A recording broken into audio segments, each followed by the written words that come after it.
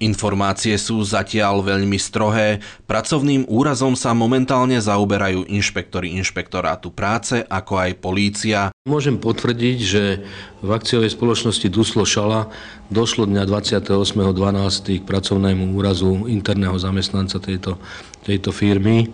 Pri odpájaní príľubového spoja plniaceho potrubia hornej časti automobilovej cisterny z obslužnej pložiny v skrčnej polohe sa postihnutý bez zjavného dôvodu prevalil popod jednotrubkové zábradlie obslužnej pložiny a spadol popod zábradlie chrbtom na cestu, následkom čoho si viditeľne poranil hlavu.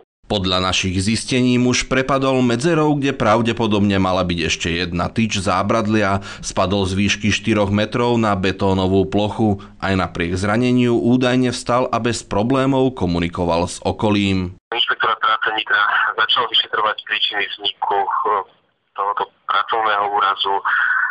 Samozrejme, bližšie informácie poskytneme až po ukončení vyšetrenia.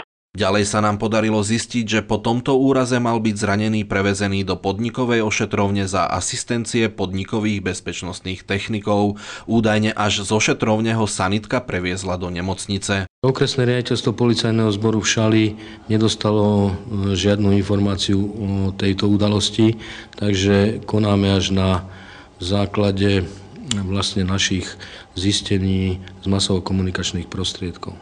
Spoločnosť Duslo má záujem na riadnom prešetrení udalosti a z toho dôvodu úzko spolupracuje s orgánmi štátnej správy a dozoru vzhľadom na prebiehajúce vyšetrovanie a fakt, že doteraz nedisponujeme relevantnými závermi z predmetnej udalosti, sa k prípadu momentálne nemôžeme vyjadriť. Muž na následky tohto pracovného úrazu 3. januára zomrel. Pokiaľ sa šetrením inšpektorátu práce zistí, že bezpečnostné predpisy boli porušené zo strany zamestnávateľa, hrozí pokuta vo výške 33 000 až 200 000 eur. Marek Koller, televízia KREA.